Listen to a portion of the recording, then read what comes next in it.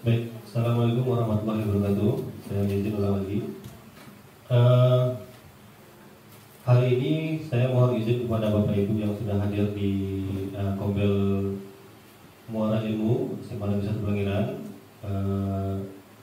yang mana saya minta waktu Bapak Ibu.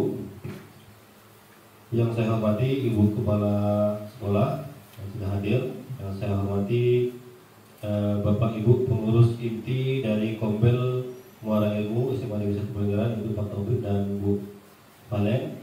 Dan yang saya hormati juga Bapak Sabrudin atau Bapak Icap, yaitu sebagai fasilitator dan instruktur di Angkatan 9, PGP Angkatan 9. Dan saya mohon izin, mohon bimbingannya kalau ada yang keliru tolong diperbaiki nantinya.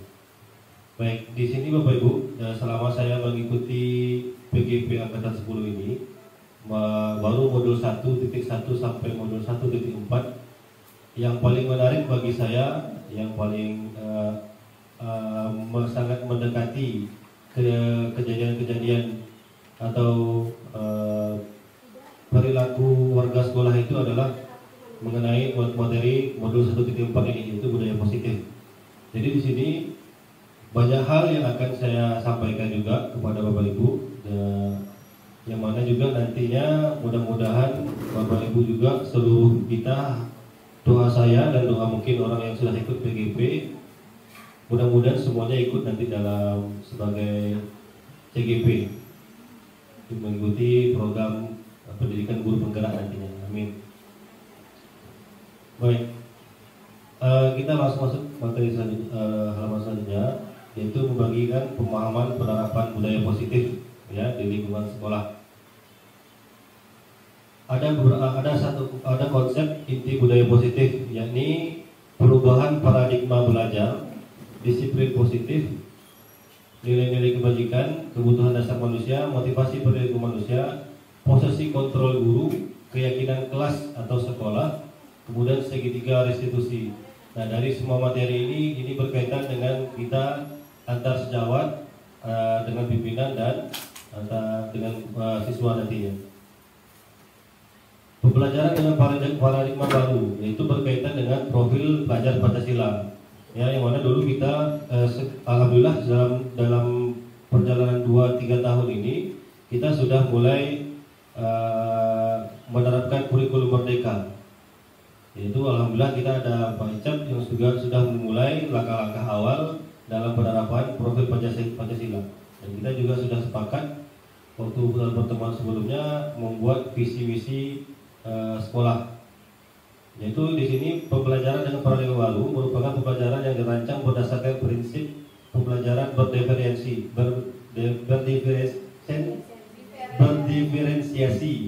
sehingga murid belajar sesuai dengan kebutuhan berdasarkan tahap perkembangan secara psikologi modern untuk mewujudkan profil Pancasila.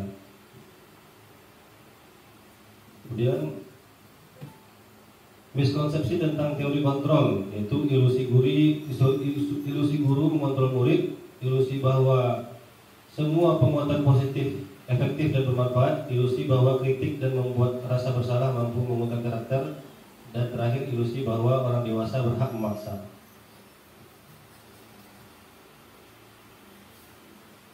Mengubah paradigma stimulus respon ke pendekatan teori kontrol, yaitu stimulus respon, yaitu realitas kebutuhan kita sama, teori kontrolnya terletak pada realitas kebutuhan kita berbeda. Ya, maksudnya kalau dalam pemahaman saya, stimulus respon secara kebutuhan kebiasaan kita hampir sama di setiap harinya, yang mana kita guru mengajar, siswa belajar, tapi di setiap individu itu memiliki kebutuhan yang berbeda.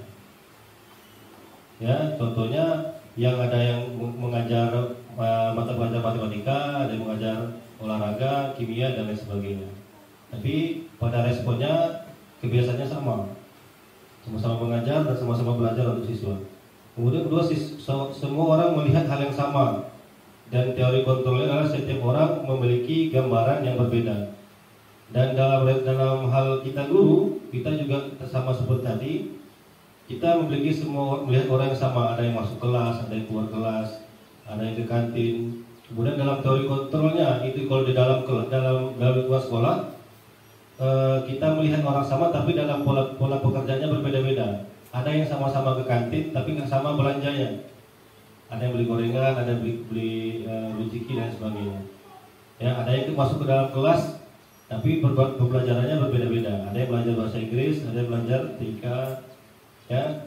Kemudian dalam hal pembelajaran di kelas ada penerapan berdiferensiasi ya, berbeda-beda.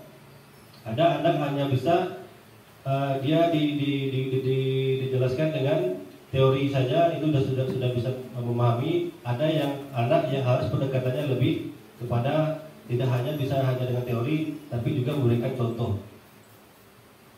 Kemudian kita di proses nanti ini materinya juga saya berikan aja, ya. Karena memang dalam tugas dalam pengimbasan ini itu diminta membuat video minimal videonya adalah 60 menit, ya, minimal 60 menit. Dan target saya kemarin memang kalau misalnya di sini kurang, saya buat webinar tapi cukup di kalau misalnya kurang. Dan minimal orang yang terlibat sebagai pesertanya itu minimal 10 orang. Karena di angkatan 10 dan di angkatan perbedaan angkatan 10 dan sebelumnya itu cukup banyak perbedaannya. Dengan angkatan 9 aja cukup banyak perbedaannya. Karena di angkatan 10 kami sudah pakai menggunakan LMS PMM. Kalau angkatan 9 masih LMS di CPKB. Ya, dan ada beberapa tugas yang sangat memang kalau saya lihat dari referensi dari tugas-tugas angkatan sebelumnya itu banyak yang berbeda. Jadi mudah-mudahan Bapak Ibu tidak bosan. Kalau misalnya memang ada yang ingin disanggah, silakan sanggah saja.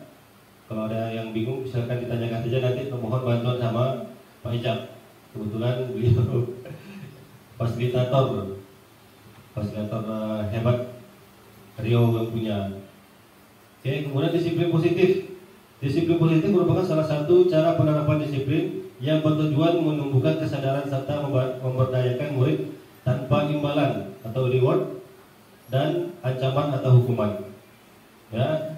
Kemudian sebagai pendidik tujuan kita adalah menciptakan murid yang memiliki disiplin diri sehingga mereka berperilaku mengacu pada nilai-nilai kebajikan universal dan memiliki motivasi intrinsik dan dalam perubahan perilaku ke arah yang lebih baik. Nah, di sini materi ini ketika kami masuk ke baru pembelajaran modul 1.4 budaya positif ini, yang mana karakter saya dapat kesadaran baru, yang mana karakter yang saya buat biasanya adalah keras, tegas, kasar, ya, dan apa lagi? Hukum lah jadinya. Nah, ternyata disiplin positif ini di pembelajaran PGP ini saya dapat pemahaman terbuka lagi pola pikirnya. Kenapa ada bahasa murid tidak pernah salah? Jadi menghamba dalam konsep teori pendidikan Ki Hajar Dewantara itu menyatakan pendidikan menghamba pada murid. Nah, itu bukan berarti kita murid bebas, bukan berarti kita harus mengikuti apa kata murid, tidak. Jadi pemahamannya adalah kita mengajar murid itu sesuai dengan kebutuhan muridnya. Contohnya ada anak yang kayak seperti pembelajaran berdiferensiasi ini beberapa murid tidak semuanya ahli dalam fisika, tidak semua murid ahli dalam TIK. Ada hanya murid yang bisa ahli dalam bisa melakukan aktivitas olahraga saja. Nah, jadi itu kebutuhan itu yang kita kembangkan. Bukan berarti mata pelajaran lain itu kalau misalnya lemah di fisika tapi ada pembelajaran fisika diberikan aja rendah, tidak. Ya, tetap diberikan motivasi dan pembelajaran yang baik. Kemudian juga dalam disiplin positif, kaitannya dalam disiplin positif ini berlebihan dalam memberikan reward itu juga salah. memberikan ancaman atau hukuman itu apalagi lebih salah. Nah, seperti yang sudah saya praktekkan sebelum-sebelumnya, itu sangat salah sebenarnya. Ya, ketika ada tamparan ya atau pukulan lah kan, kemudian marah dengan kata-kata kasar, ya, itu tidak dibenarkan. Dan memberikan reward secara berlebihan juga tidak boleh. Contohnya, anak bisa menjawab selalu diberikan reward, ya pujian terlalu berlebihan. Masalahnya kita di SMA Negeri 1 Pelangiran ini, yang bisa anaknya bisa kita hitung itu aja. Ya, nah itu juga berdampak buruk bagi anak yang dipuji. Bukan hanya anak yang tidak dipuji, yang selalu dipuji-puji itu juga akan berdampak buruk, negatif. Baik, ini nilai-nilai dari kebajikan. Kita kaitkan dulu dengan profil pelajar Pancasila. Ada berapa profil pelajar Pancasila, Bapak Ibu? Ada? Ada berapa? Ada berapa? Nih, yang pertama Intek iman, takwa, akhlak, mulia. Yang kedua, pakai nyanyi baru bisa deh. Yang kedua, mandiri, bernalar kritis, berkepentingan global, bergotong royong dan kreatif. Ya. Nah, kemudian sikap murid yang kita harapkan dari profil Pancasila ini adalah pertama, yaitu mulai dari toleransi, rasa hormat, integritas, ya, mandiri, menghargai, antusias, empati, keingintahuan, kreativitas, bersama, percaya diri, dan komitmen. Kemudian 9 karakter menurut Indonesian Heritage Foundation IHF, dan ini juga bisa kita kaitkan dengan nilai kebajikan organisasi atau di sekolah yang kita terapkan, yaitu cinta Tuhan dan segenap ciptaannya, kemandirian dan tanggung jawab, kejujuran, amanah diplomatis, hormat dan santun, dermawan, suka menolong dan gotong royong, percaya diri, kreatif dan pekerja keras, kepemimpinan dan keadilan, baik dan rendah hati, toleransi dan kedamaian, kesatuan. Nah, kebutuhan kita masuk ke yang kedua, itu kebutuhan dasar manusia. Ya, jadi juga di sini juga saya baru sadar ketika mengikuti BGP ini, kita juga harus memiliki pemahaman tentang kebutuhan dasar manusia. Jadi kita kena beragamnya siswa yang kita ajar, beragamnya manusia yang kita sosialkan di lingkungan kita, hidup kita, mau di sekolah, di rumah dan sebagainya. Kita juga wajib mengetahui kebutuhan dasar manusia, yaitu segala sesuatu yang kita lakukan untuk mendapatkan apa yang kita inginkan. Seluruh tindakan yang kita lakukan memiliki tujuan tertentu, dan semua usaha terbaik yang kita lakukan adalah dalam rangka agar kebutuhan dasar kita terpenuhi dengan baik. Ini ada 5 kebutuhan dasar manusia, 5 kebutuhan dasar manusia, dan ini secara sadar juga saya pahami juga baru di BGP. Sebelumnya kita sudah melakukan kebiasaannya, tapi kita belum paham apakah yang kita lakukan ini ada teorinya atau tidak, ada pemahamannya atau tidak. Tapi kita melakukan kebiasaan-kebiasaan yang sebenarnya sudah ada teorinya. Jadi di BGP ini saya mendapatkan 5 dasar kebutuhan manusia. Ya, pertama bertahan hidup, ini makanan, berkaitan dengan makanan, pakaian, tempat tinggal, dan keamanan dan kesehatan. Kemudian kasih sayang dan rasa terima kasih, yaitu rasa diterima, dipedulikan, berbagi, kerjasama, menjadi bagian dari kelompok. Nah, ini yang sebenarnya kita butuhkan ketika kita mengajar atau bekerja dalam satu organisasi. Nah, kita di SMA 1 Pelangiran, rasa ini tanpa kita sadari sebenarnya kita butuh ini. Ya, insyaallah mudah-mudahan dengan Ibu Anis dan juga dengan rasa Pak Icak kemarin, itu kita sudah merasakan semuanya. Pertama, rasa diterima, dipedulikan, berbagi, bekerjasama, menjadi bagian dari kelompok, yaitu berarti dipercaya. Kemudian yang ketiga, kebutuhan dasarnya penguasaan, yaitu harga diri, keinginan untuk dianggap, memimpin, berprestasi, diakui dan didengar. Nah, ini juga yang dulu ketika kita juga pernah menghadapi ketika kita kurang dihargai, kurang dipercaya, kurang diapresiasi. Dan alhamdulillah mulai tahun 2023 sampai sekarang kita mulai merasakan penguasaan, mulai pertama dianggap, kemudian benar-benar memimpin pembelajaran di kelas, kemudian berprestasi diakui. Nah, itu juga sudah mulai sampai sekarang dengan di era Bu Anies juga kita sudah makin mulai merasakannya. Kemudian yang keempat, kebebasan, mandiri, memiliki pilihan, mencoba hal-hal baru, mampu mengendalikan arah dirinya. Nah, ini juga kalau saya kaitkan dengan kita lagi, ini kayak seperti Pak Reno kemarin kan membuat hal baru. Kenapa ketika 2-3 tahun sebelumnya tidak terpikirkan dia buat apa namanya? Banyak apa namanya? Monopoli yang berkaitan dan dikaitkan dengan pembelajaran. Itu hal termasuk hal baru juga yang dicoba. Kemudian kesenangan, bermain, humor, ketawa, antusias, ya, dan ini juga dibutuhkan secara sadar oleh setiap manusia. Identifikasi kebutuhan yang dipenuhi. Ya, ini ada sebuah kisah, ya, ada cerita. Tahun ini Dimas genap berusia 17 tahun. Ia senang sekali ketika ayahnya mulai mengajarkan cara menyetir mobil. Setiap akhir pekan, ia berlatih menyetir. Ia terlihat senang sekali berlatih sampai akhirnya ia bisa menyetir mobil dengan baik dan lancar. Ketika ibunya bertanya pada Dimas, apa yang membuat dia ingin bisa menyetir mobil? Ketika jawaban Dimas adalah seperti ini, kebutuhan apa yang dipenuhi kira-kira Bapak Ibu? Dari cerita ini, kebutuhan apa yang ingin dipenuhi oleh Dimas? Silakan pegang mic-nya.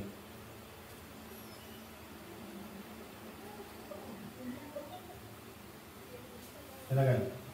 Ya, tahun ini Dimas genap berusia 17 tahun. Ia senang sekali ketika ayahnya mulai mengajarkan cara menyetir mobil. Setiap akhir pekan, ia berlatih menyetir.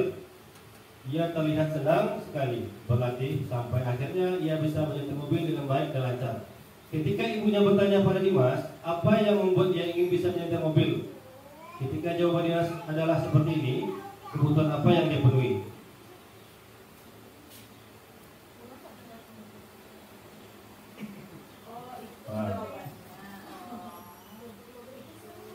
Apa? Menyetir mobil itu seru ya jawaban Dinas? Hah?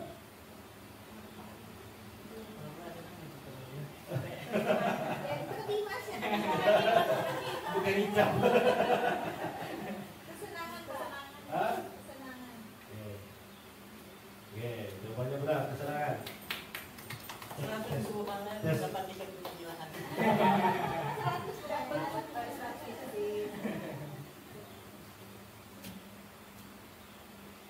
Cek. Oke. Baik. Soal pertama itu kesenangan. Kemudian jawaban dari Dimas, biar bisa jalan-jalan naik mobil sama teman-temanku, kata Dimas. Hah? Wih, kita jadi guru penggerak semua nampak ini. Cinta dan kasih sayang. Ya. Kenapa cinta dan kasih sayang? Ya, karena ingin mendapatkan perhatian dan rasa kepedulian dari teman-temannya. Kemudian nih, aku merasa bangga dan keren. Apa? Apa Bapak Ibu? Aku merasa bangga dan keren. Jawaban Dimas. Ada kebebasan, kesenangan, penguasaan, dan cinta dan kasih sayang. Nggak ada. Hah? Coba yang kebebasan siapa? Kebebasan 1, 2. Yang kesenangan 1, 2. Yang penguasaan 3. Nah, kita coba 3, 4 Mas Ibu. Oke. Ya, karena dia ingin merasa diakui.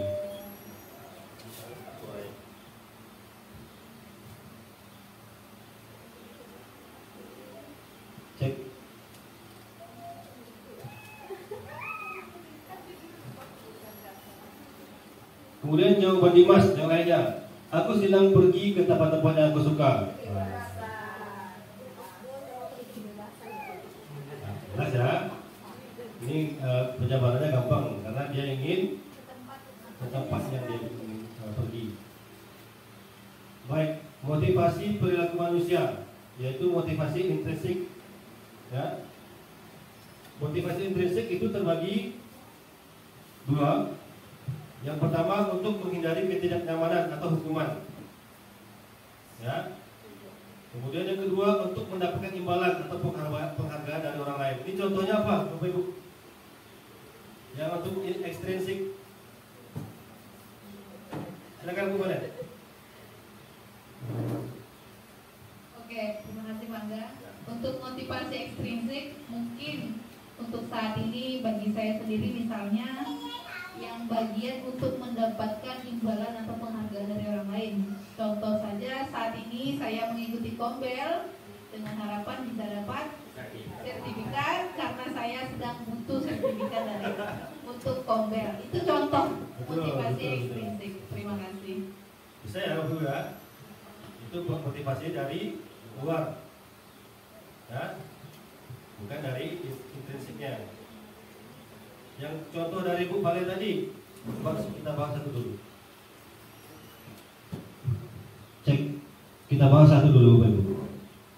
Yang dari contoh Bu Valen tadi itu intrinsik. Kalau intrinsik itu untuk menjadi orang yang mereka inginkan dan menghargai diri sendiri dengan nilai yang mereka percaya.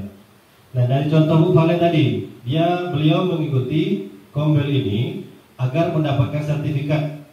Apakah ekstrinsik atau intrinsik? X atau ins? X. Ada lagi contoh lain Bapak Ibu?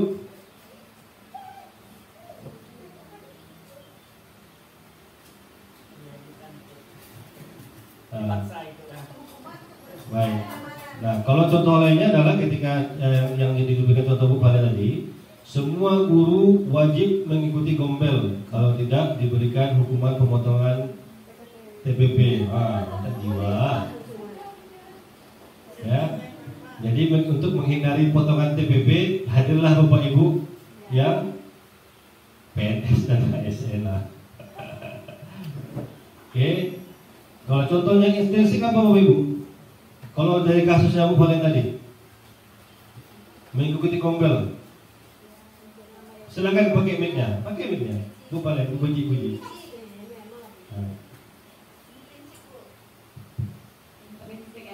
Ya. Untuk menambah ilmu pengetahuan. Ya. Oke, betul. Ya. Yaitu nilai-nilainya yang berkaitan dengan diri sendiri, motivasi diri sendiri.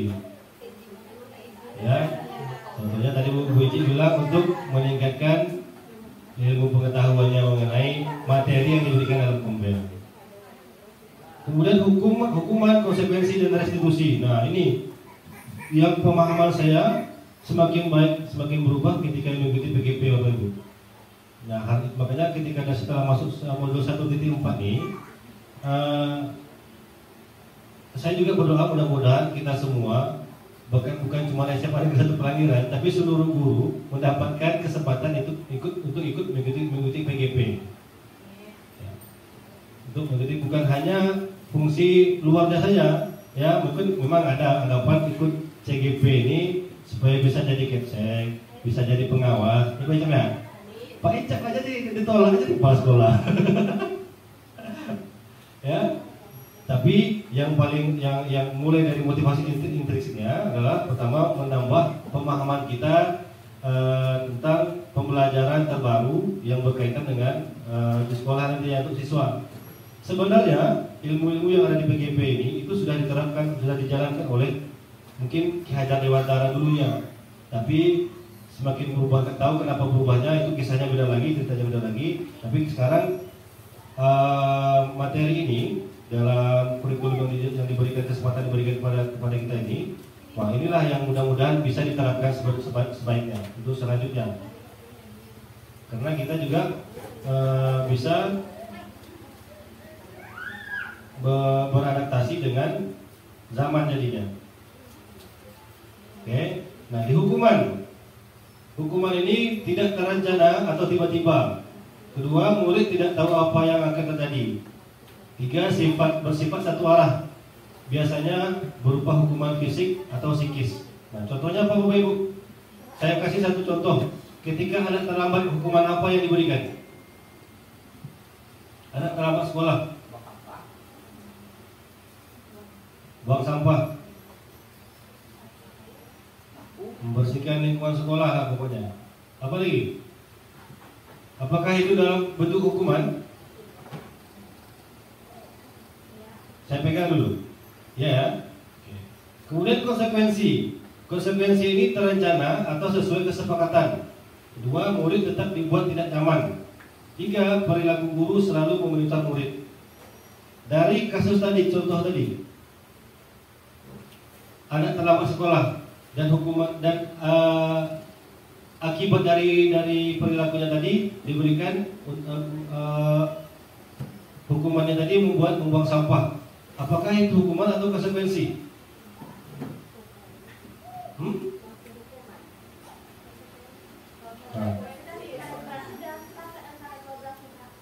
Nah, coba saya tanya lagi kan, berubah kan otaknya lagi kan? Tadi ketika anak terlambat sekolah diberikan buang sampah, akibat dari terlambat itu disuruh membuang sampah. Apakah itu hukuman atau konsekuensi? Yang konsekuensi siapa?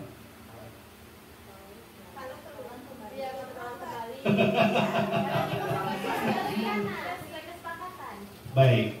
Nah, hal inilah yang mengubah konsep saya ketika ingin menerapkan kembali masalah hukum. Kita buat kalau dalam di nanti ada keyakinan kelas atau keyakinan sekolah, atau dalam arti kata lain itu peraturan sekolah yang disepakati oleh seluruh warga sekolah. Nah, kita ada nggak ketika kita buat peraturan kom tadi, ketika anak terlambat harus buang sampah, ada nggak? Nah, itu dalam bentuk hukuman jadinya. Kalau konsekuensi berarti sudah ada kalimat secara tertulis yang disepakati oleh seluruh warga sekolah. Dalam satu kasus tadi ya. Nah, kalau kasusnya mencuri, nah itu beda lagi. Itu berarti ada bahasanya. Kemudian restitusi. Nah, restitusi inilah yang saya cukup baik sebenarnya yang harus diterapkan. Yang pertama, proses menciptakan kondisi bagi murid untuk memperbaiki kesalahannya. Kemudian kedua, proses kolaboratif yang mengajarkan murid untuk mencari solusi sendiri. Jadi di restitusi ini ada 3 tahapan dia. Ya, dalam perilakunya itu ketika kita memanggil anak, kita tidak serta-merta kita yang berbicara. Maksudnya kita mengarahkan dari A sampai Z, tapi kita biarkan anak untuk berbicara. Nanti dijelaskan secara rinci. Jadi ketika anak terlambat sekolah tadi, tidak langsung kita hukum. Harusnya. Nah, penerapan restitusi inilah yang bisa kita jalankan. 5 posisi kontrol. Nih, penghukum, pembuat rasa bersalah, teman, pemantau, manajer. Dari 5 posisi kontrol ini Bapak Ibu ada di mana? Dari 5 posisi kontrol ini Bapak Ibu ada di posisi mana? Selama boleh di kelas apa? Selama di sekolah seperti apa? Hah? Beda ya, kalau misalnya untuk mengajar itu beda lagi, itu tugas. Nah, sekarang 5 posisi kontrolnya. Nah, Pak Adu penghukum.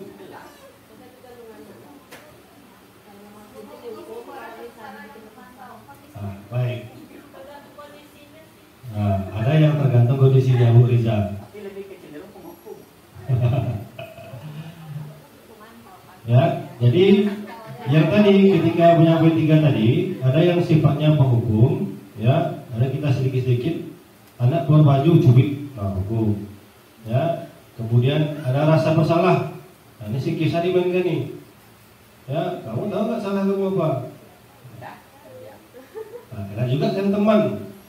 Ya, teman ini dibawa berbicara atau anak apa siswanya. Ya, dibawa berbicara di bagaimana percakapan antar teman. Nah, seperti itulah kita nanti. Kemudian pemantau. Nah, rata-rata itu seluruh guru itu sebagai pemantau biasanya.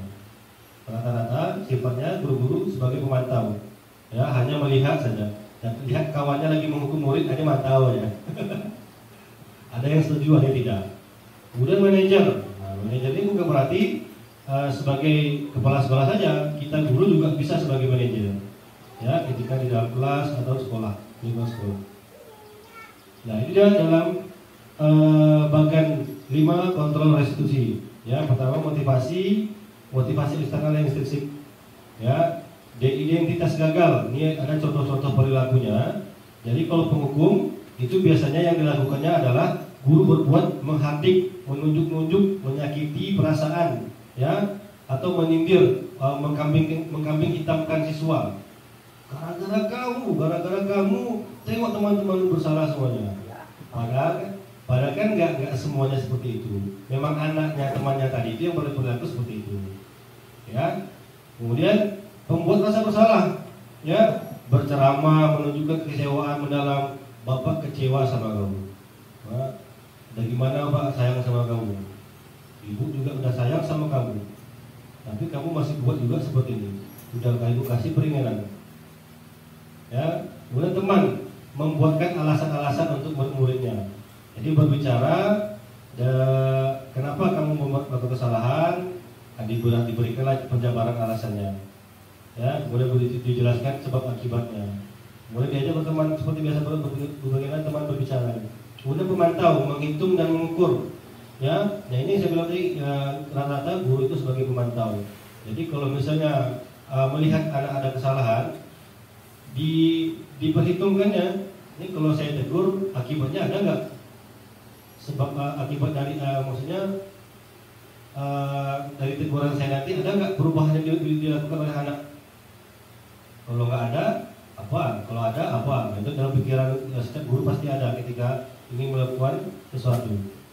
Kemudian manajer mengajukan pertanyaan-pertanyaan. Ya, ini bukan hanya pertanyaan umum, tapi melihat sikap dan kesalahan anak. Ya. Kemudian guru berkata, ya, dalam ini identitas sukses, ya, perbedaan identitas gagal dan sukses. Nanti mudah-mudahan saya kasihkan materinya untuk Bapak Ibu di Gombel nanti. Kemudian posisi kontrol, apakah saya kecewa sekali dengan kamu? Ya. Kemudian apa rencana kamu untuk menyelesaikan masalah ini? Ketika kita berbicara kepada anak siswa contohnya. Ya. Ini apa nih? Yang pertama Pak, saya kecewa sekali dengan kamu. Dari 5 posisi kontrol tadi apa? Membuat satu salah. Kemudian apa rencana kamu untuk menyelesaikan masalah ini? Ada yang lain? Ada yang lain? Coba kita buka. Nah, tadi pemantau itu, ya, menghitung dan mengukur. Kemudian guru berkata, ini yang di atas ini berbuat perilakunya, yang di bawah ini adalah perkataan yang dikeluarkan oleh guru. Apa peraturannya, apa konsekuensinya, apa yang telah kamu lakukan. Kalau di manajer, apa yang kita yakin, apa yang kamu yang meyakini hal tersebut, kalau kamu meyakininya, maukah kamu memperbaikinya. Dari nomor 2 tadi, apa rencana kamu untuk menyelesaikan masalah ini? Masuk dalam manajer. Kemudian ketiga, kamu tidak akan dapat nilai kalau tugasmu tidak selesai. Nah, ini masuk dalam kategori apa? Posisi kontrol apa? Posisi apa? Yang pertama tadi apa? Hukum. Kedua,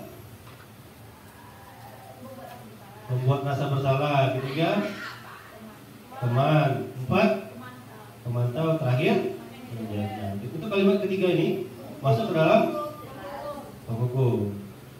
Kamu tidak pernah benar melakukannya. Nah, kamu tidak pernah benar melakukannya. Nah, kamu tidak pernah benar melakukannya. Masuk dalam kategori apa? Hah? Kalau pemantau tadi perbuatannya adalah dia mengukur. Kalau perkataannya apa konsekuensinya? Kalau kalimatnya ini kamu tidak pernah benar melakukannya, dia langsung, ya, menghukum. Ya, jadi anak itu selalu melakukan kesalahan, jadi langsung disalahkannya. Tapi tidak dicari penyebabnya. Nah, Ayolah kerjakan demi ibu. Nah, ini apa? Ini teman. Terakhir, pulang ganti sepatu, peraturnya harus pakai sepatu hitam. Nah, yakin pemantau? Yakin pemantau? Nah, ini bisa dua sebenarnya, manajer dan pemantau. Kalau pemantau tadi itu adalah konsekuensinya, apa yang harus dilakukan sesuai konsekuensinya. Ya, kalau manajer, maka kalimatnya adalah apa tadi? Ya, dia melakukan kesalahan sesuai dengan perilakunya. Oke, lanjut. Nah, ini keyakinan kelas. Keyakinan kelas adalah nilai kebajikan atau nilai kebaikan yang disepakati bersama yang tidak membedakan ras, bangsa, suku, agama, dan lainnya yang harus diterapkan sehingga dapat menimbulkan kebiasaan berdisiplin positif. Nah, keyakinan kelas ini biasanya kita lakukan di awal-awal pertemuan. Di setiap guru pasti melakukan keyakinan kelasnya atau peraturan atau kesepakatan kelas yang akan mereka jalani selama belajar sama guru tersebut dalam 1 tahun kah, dalam 3 tahun kah, dalam 1 semester kah, ya, apa yang disepakati. Ya, nah kalau kita di tingkatnya sekolah, maka keyakinan sekolah, peraturan apa yang disepakati oleh seluruh warga sekolah. Ya, ini sifat nilai kebajikan universal, ya, nilai kebajikan universal, yaitu berupa pernyataan universal yang dibuat dalam pernyataan positif, kemudian sedikit saja agar mudah diingat, sesuai dengan kondisi kelas atau sekolah sehingga mudah diterapkan. Semua warga sekolah dilibatkan saat membuat keyakinan kelas atau sekolah. Baik, di sini ada tugas sebenarnya.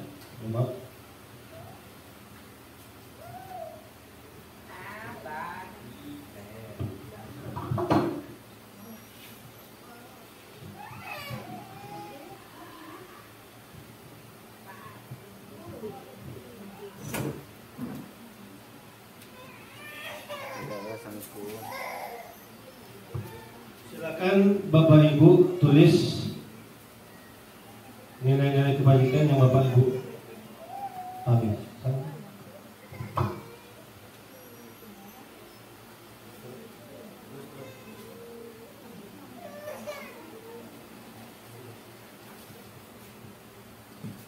Silakan Bu. Mana?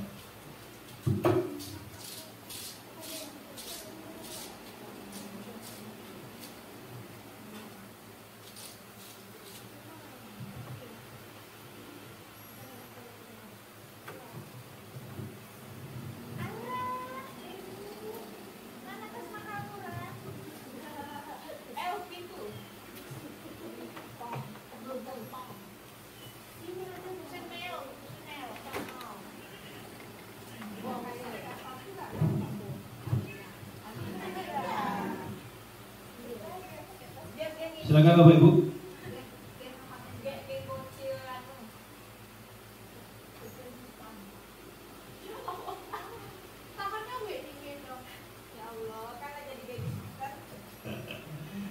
Ganti siapa? Ganti lupa.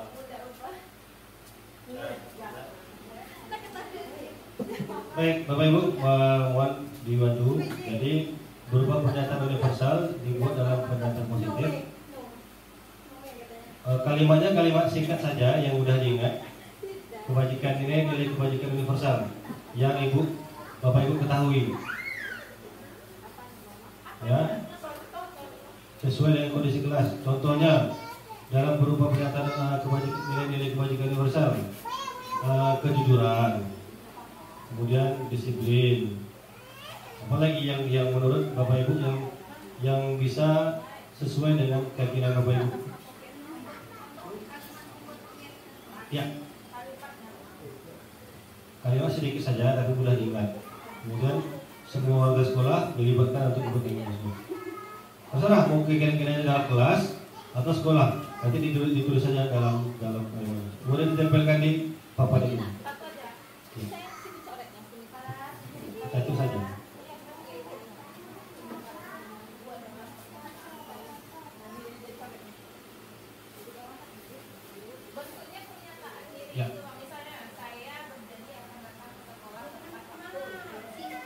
bukan saya.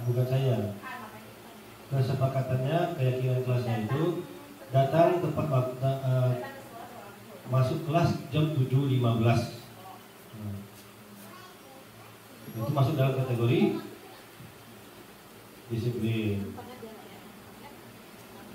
Nggak mesti buat nama mobil. Maksud isi lah, maksud bagaimana yang mau cara dulu besar.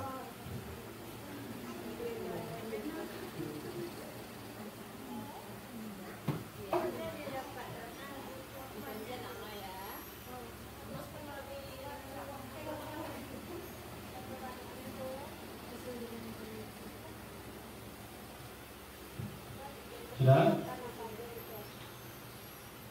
Satu saja keyakinan sekolah atau keyakinan kelas yang ingin Bapak Ibu terapkan dan bisa disepakati diikuti oleh seluruh warga sekolah, warga kelasnya. Buat satu kalimat keyakinan sekolah. Oh, ini dulu.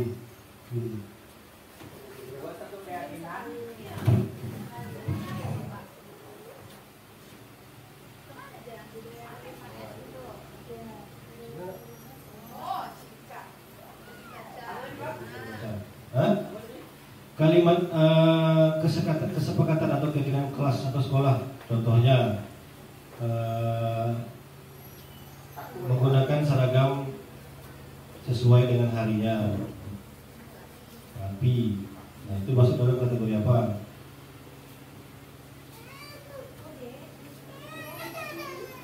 Ini kehadiran di kelas minimal 75% ini apa nih? Nilai kah? Nilai. Kehadiran. Absensi.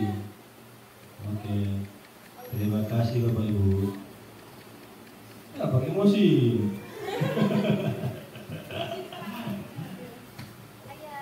Baik, terima kasih. Kita lanjutkan dulu. Nah, ini segitiga restitusi. Ini yang saya bilang tadi ada 3 tahapan. Yang pertama, menstabilkan identitas. Kedua, validasi tindakan yang salah. 3, menanyakan keyakinan yang dipercaya di kelaskah atau sekolahkah. Jadi segitiga restitusi adalah sebuah dialog antar guru dan murid untuk menghasilkan solusi dari permasalahan yang mereka lakukan dengan tujuan agar murid mandiri dan bertanggung jawab. Nah, contohnya tadi, kasusnya anak terlambat sekolah. Hal dari segitiga restitusi, apa yang harus kita lakukan? Yang pertama, menstabilkan identitas. Ya, menstabilkan identitas itu untuk membuat anak yang merasa gagal karena berbuat salah menjadi positif terhadap dirinya. Bukan berarti dengan dia terlambat dia menjadi merasa benar, bukan. Ya, jadi contoh perkataan yang digunakan, berbuat salah itu hal yang manusiawi. Tidak ada manusia yang sempurna. Bapak Ibu juga pernah membuat kesalahan. Kita pasti bisa menyelesaikan permasalahan ini. Ya, kemudian Bapak atau Ibu tidak tertarik untuk mencari tahu siapa yang benar dan siapa yang salah. Bapak Ibu lebih tertarik untuk menyelesaikan masalah. Kalau kamu menyalahkan dirimu sendiri terus-menerus, apakah kamu bersikap baik pada dirimu sendiri? Nah, ini salah satu contoh dalam menstabilkan identitas. Ya, kalau dalam kasusnya terlambat sekolah tadi, kalimat apa yang bisa digunakan dalam menstabilkan identitasnya?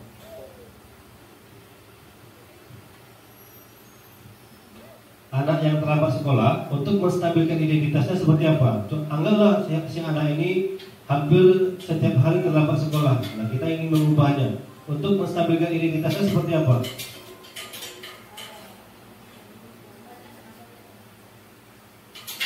Yang untuk menstabilkan identitasnya, ya, Ibu juga.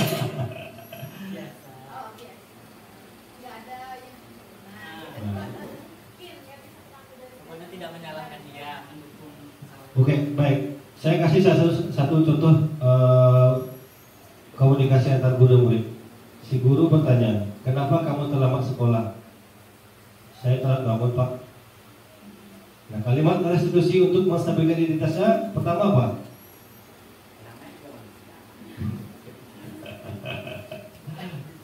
Bukan. Ya.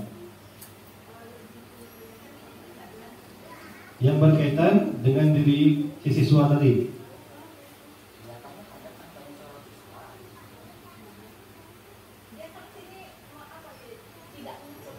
Iya.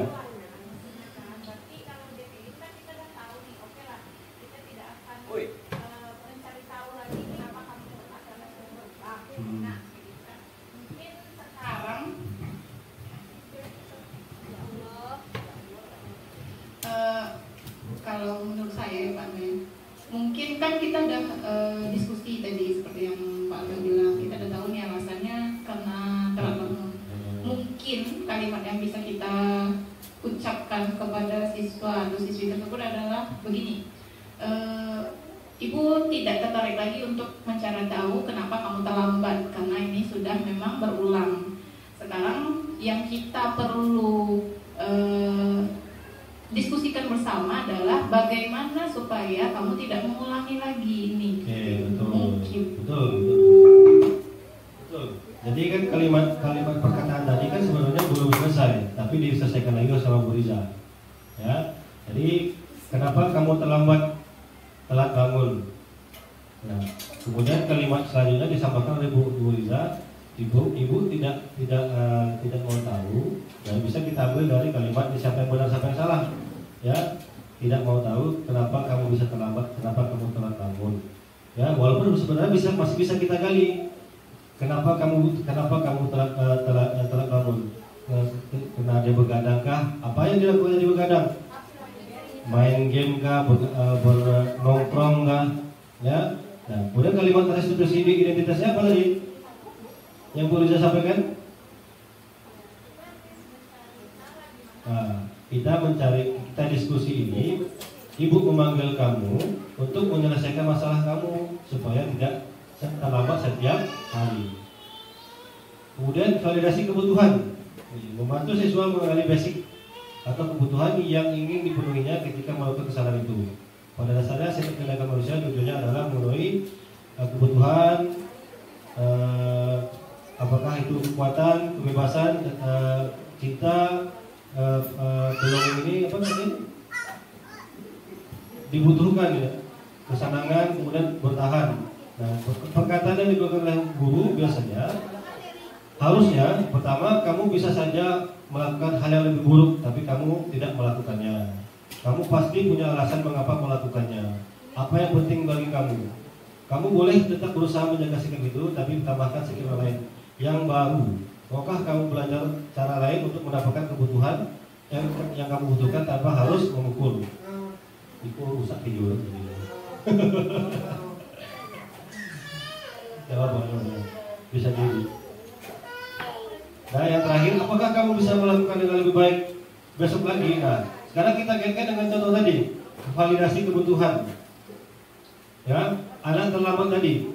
Ketika kita memvalidasi identitas, tadi Bu Riza menjelaskan bahwa ibu tidak lagi peduli dengan kenapa kamu bisa telat bangun.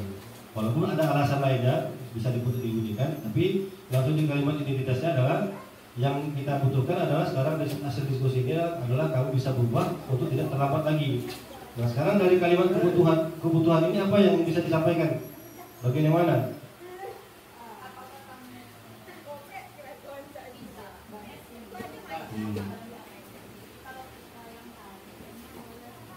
Contoh yang terlambat tadi saja dulu. Kemana, Ma? Ayo, Ma. Ya, kalimat apa yang bisa digunakan ketika untuk memvalidasi kebutuhan siswa tersebut? Kenapa dia terlambat tadi?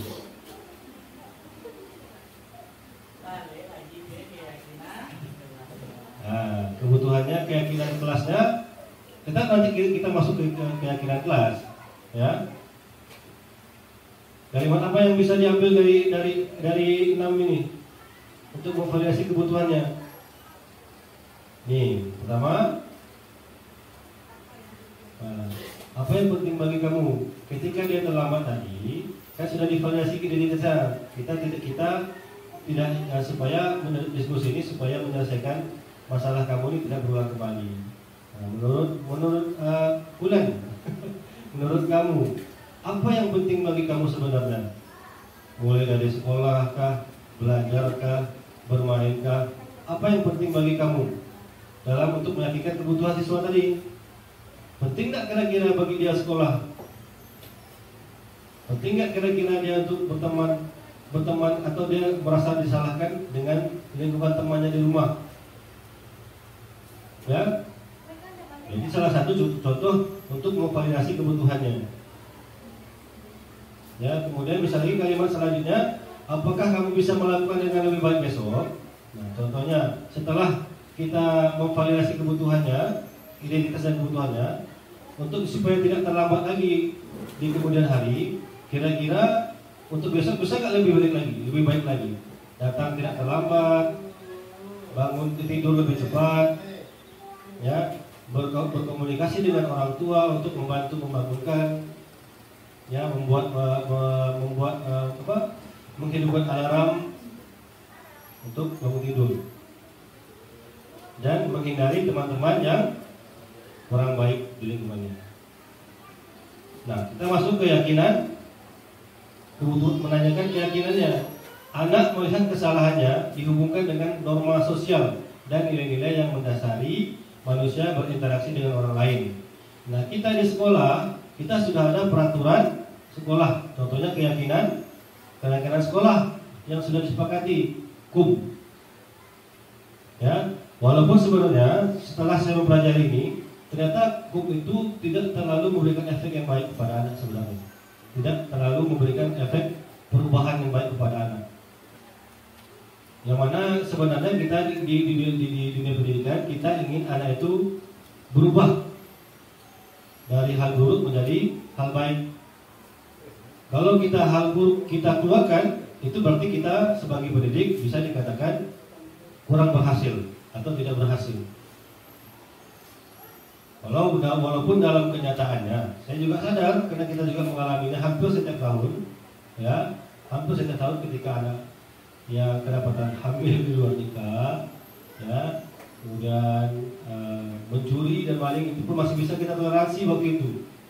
Nah, sekarang dari keyakinan yang sudah kita buat, kita kaitkan dulu dengan contoh tadi, contoh yang ada dalam tadi, ya, ada perkataan gurunya yang harus dikeluarkan adalah apa nilai yang kita percaya di kelas atau sekolah, kemudian nilai universal apa yang telah kita sepakati. Kelas yang ideal itu seperti apa sih? Kemudian kamu ingin menjadi anak seperti apa? Apa yang kamu rasakan? Ketika kamu melakukan itu, kamu menjadi orang seperti apa? Ya, jadi rangkaian tadi, ketika masalahnya kita ambil satu kasus adalah dalam sekolah tadi, ketika validasi identitas, kita tanyakan untuk mencari solusinya, supaya dia tahu membuat solusinya sendiri. Kemudian kebutuhannya yang kita sampaikan tadi adalah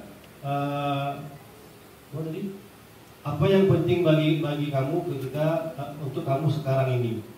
Kemudian terakhir keyakinan adalah nilai-nilai apa atau peraturan apa yang kamu ketahui untuk keyakinan sekolah yang sudah kita sepakati. Yang kamu langgar sekarang ini keyakinan sekolah nggak? Pertanyaannya, iya katanya.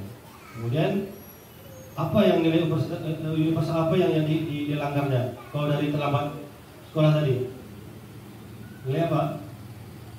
Nilai disiplin, ya.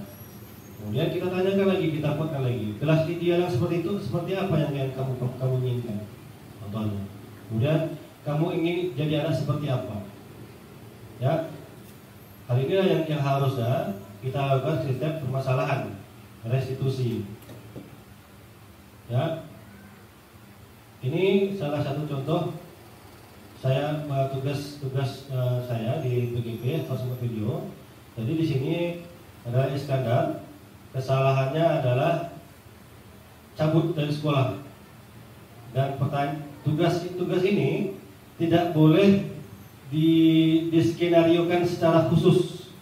Kalimat tanya, kalimat jawab itu tidak boleh dibuat. Hanya dibuat alurnya saja, intinya saja. Kesalahannya apa, kenapa dia berbuat salah, kemudian validasi ke identitasnya, validasi kebutuhannya, dan terakhir keyakinan apa yang dilanggarnya. Terakhir baru dari validasi keyakinan tadi, anak ini mau jadi apa? Setelah dia menjawab sendiri dengan kesalahannya tadi, ya, baru kita kuatkan lagi dengan jawaban-jawaban dia tadi. Jadi intinya semuanya adalah dari pernyataan anak sendiri, bukan kita guru yang memberikan solusi, tapi anak yang memberikan solusi dari masalah dia sendiri. Ini speakernya nggak ada pula.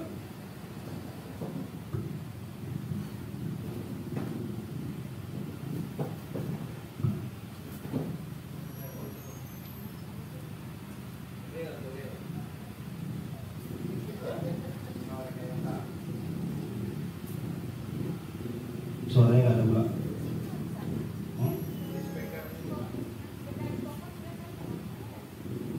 Mana tadi itu?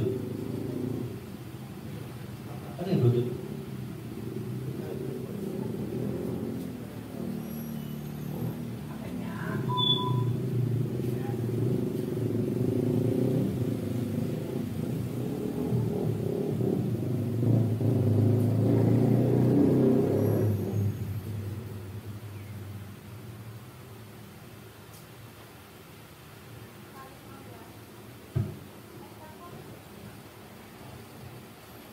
Baik, dari pembuatan tugas ini saya cukup agak terkejut juga jawaban-jawaban dari Iskandar, karena kayaknya itu jawaban dari hati nih.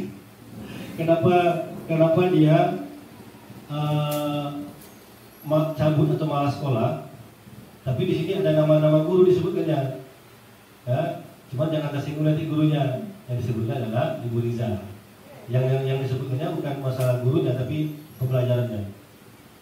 Dan juga si Iskandar ini merasa dia kan hanya punya kemampuan di sepak bola. Jadi dia terbiasa mengikuti kompetisi sepak bola dengan harapan dia bisa mengikuti seleksi tingkat profesional. Nah, hal yang didapatkan dari sekolah adalah kurangnya dukungan yang diberikan dari sekolah. Walaupun guru olahraga mendukung, sekolah mendukung, tapi beberapa guru tidak mendukung, Pak. Ya, tapi ini jangan dijudgment anak dulu ya, cuma gambaran saja.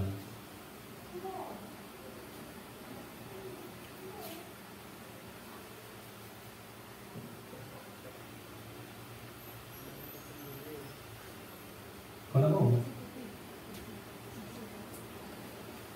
mau, juga.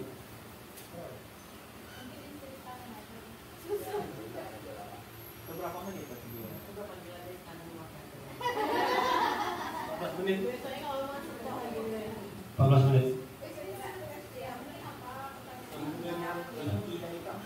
Nah, jadi intinya ketika ditanyakan si Iskandar ini dia hanya ingin diberikan penguatan, ya. Kalau dengan kisah dengan materi yang kita sampaikan tadi,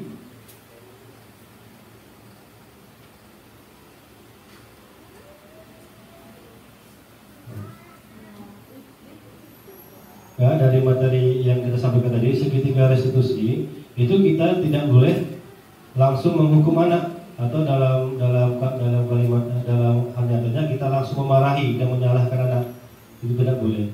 Jadi kalimat pertama yang saya keluarkan ketika kenapa kamu sering cabut di sekolah pada hari ini, jadi kisahnya pada hari tertentu, karena saya bosan belajar, Pak, karena full day. Jawabannya full day.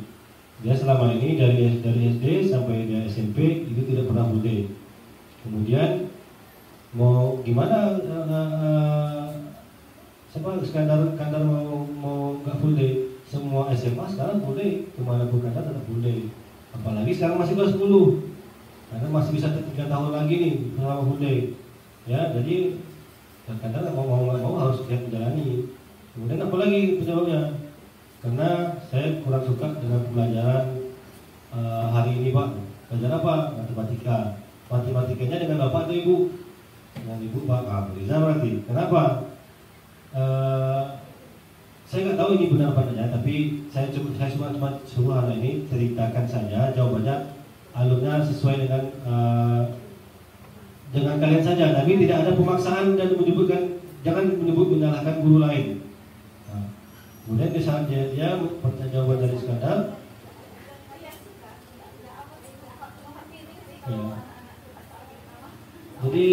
ya. Jadi sama Iskandar ini merasa, ya, ini jawabannya nggak tahu benar apa enggak, tapi sesuai dengan tugas. Nah, merasakan, entah ini benar dirasakannya atau dibuat-buat. Mudah-mudahan ini cuma dibuat-buat untuk memenuhi tugas saya. Ya, dan saya juga tidak memaksa mengarahkan jawaban anak. Ya, jadi jawaban Kak Iskandar, saya tidak suka dengan pembelajaran matematika dengan Ibu Liza. Kenapa? Ya Pak, karena saya selalu dikritik. Kenapa kan dikritik? Cuma teman-temannya dikritik juga. Enggak Pak. Kenapa kamu dikritik? Karena saya jarang sekolah Pak. Jarang